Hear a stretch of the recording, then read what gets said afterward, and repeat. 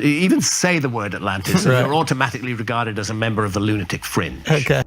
Atlantis is thought to be a fictional civilization that was destroyed by the gods for their hubris and greed. Shocking new evidence has been brought to mainstream media by Graham Hancock, a lifelong explorer and believer in a lost advanced civilization. He brings forward some new evidence that gives credit to the long-lost city of Atlantis and may change our views on this so-called myth. Although Hancock doesn't want to be seen as an archaeologist or historian, he's made groundbreaking discoveries in his career that spans decades of searching for a long-lost civilization. He aims to prove that humans are missing a piece of the story in their history and regarding our origins as an advanced species. One of his beliefs that has been regarded as pseudoscience and non-science is the existence of Atlantis. However, as time goes on, the so-called myth is quickly starting to look like an important piece of our missing history. Hancock references Plato, a Greek philosopher who lived around the time of 300 BC, more specifically his works of Timaeus and Critias, in which he tells the story of his distant relative Solon, a famous Greek lawmaker. In the Socratic dialogue, Solon visits Egypt around the year 600 BC and visits the Temple of Neith. Solon finds inscriptions carved into a wall of the temple in a language he can't read.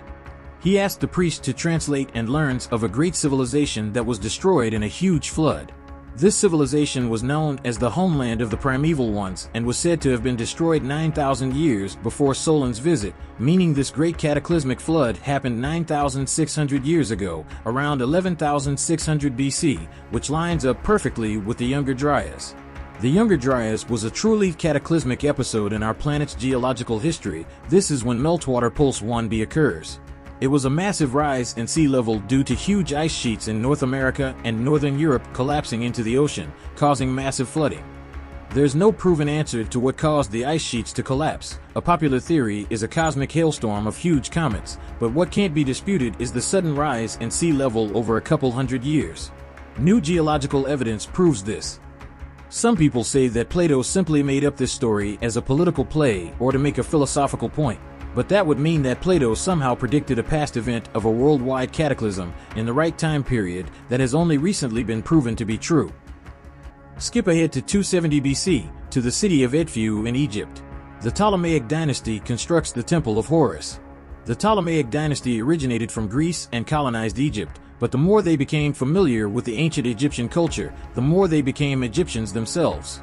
The Temple of Horus was built upon the ruin of a destroyed structure that luckily had its archived intact. In the archives, inscriptions were found dating back to 2000 BC, written in the Middle Egyptian language. The inscriptions tell the story of Atlantis exactly how Solon was told it.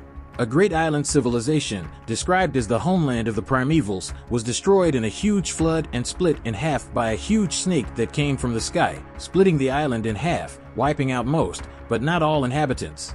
We know this snake was a metaphor for what we know as comets, but to an ancient civilization, they were cosmic snakes. The survivors of the cataclysm traveled the world, and definitely to Egypt, to build primeval mounds that would signify future building grounds for all future temples, pyramids, and important structures.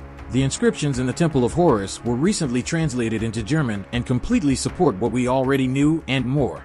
The full translation tells us that this great flood happened 7,000 years before their time, which would be around 9,000 years ago, again matching the dates of the Younger Dryas when you would expect a cataclysm to occur, such as a huge flood. Further proof of advanced ancient civilizations, just like Atlantis, lies in GOBEKLI TEPE. GOBEKLI TEPE is a Neolithic archaeological site located in Turkey and dated at around 9600 BC. It features megalithic stones up to almost 6 meters in height and weighing up to a staggering 10 tons. Stone carvings of animals and symbols were etched into the megaliths, further proving that the inhabitants or builders of GOBEKLI TEPE were in fact an advanced civilization. Recent discoveries have found that the majority of the ancient city was actually intentionally buried for reasons that are still unknown to archaeologists. It is another site that challenges what we know about human history. We've believed for a while that at the time GOBEKLI TEPE was being constructed, humans were still in their hunter-gatherer stage, with no knowledge of agriculture and definitely no knowledge of constructing a civilization. Sites like GOBEKLI TEPE prove that we're missing a piece of the human story. Graham Hancock's career over the last few decades has been dedicated to finding this missing piece, from traveling around the globe to spending 7 years diving on continental shelves trying to find remains of a lost civilization hidden under hundreds of meters of ocean. He's found many structures in places that they weren't supposed to be, dated to a time where humans supposedly couldn't do more than simply construct a spear. Surely, in years to come, more evidence will be revealed about a long-lost ancient civilization and the missing piece of human history. But until then, we'll have to carry on theorizing.